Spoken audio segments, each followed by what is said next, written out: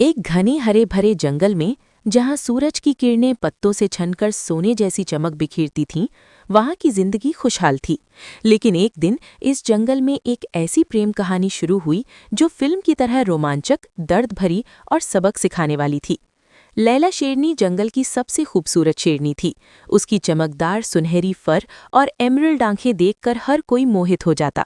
लैला चुपके चुपके दो शेरों से प्यार करती थी, एक गरीब लेकिन सच्चा वीरू शेर और दूसरा अमीर लेकिन घमंडी राजा शेर। लैला दोनों के साथ अलग अलग समय पर मिलती। वीरू के साथ तो वो जंगल के छोटे छोटे झरनों के किनारे बैठकर सपने देखती। वीरू, तो मेरे लिए दुनिया है। वीरू मुस्कुराता और कहता, लैला, मेरे पास धन नहीं लेकिन दिल है जो सिर्फ तेरा है। राजा शेर के साथ लैला बड़े बड़े पेड़ों की छांव में घूमती। राजा अपने घने मेन और सोने जैसी चमक वाली फर से लैला को लुभाता।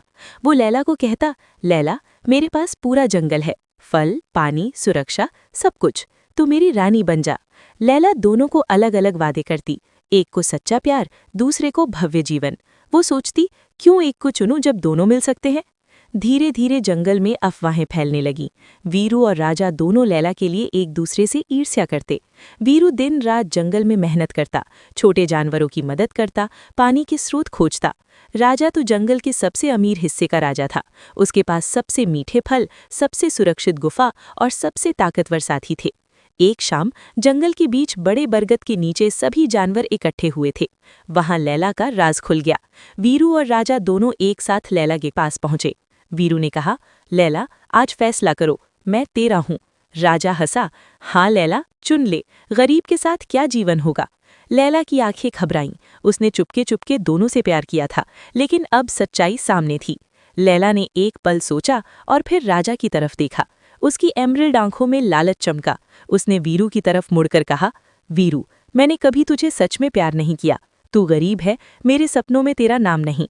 वीरू जैसे आसमान से गिर पड़ा। उसकी एम्बर आंखों में आंसू भराए। लैला, तूने मुझे धोखा दिया। लैला ने राजा के गले लगते हुए कहा, राजा, तू मेरा राजा है। पूरे जंगल में सन्नाटा छा गया। वीरू ने आखिरी बार लैला को देखा, फिर धीरे धीरे जंगल की सीमा की ओर चला गया। उसकी स्क्रफी फर हवा में उड़ रही थी। उसका तना हुआ कंधा झुक गया था। वो जंगल छोड़कर चला गया, हमेशा के लिए। कोई नहीं जानता वो कहाँ गया, लेकिन उसकी याद जंगल में रह गई। राजा और लैला का जीवन शुरू हुआ। राजा लैला को अपनी गुफा में ले गया, जहां सोने जैसी चमक वाली फर वाली शेरनी अब रानी बन गई थी।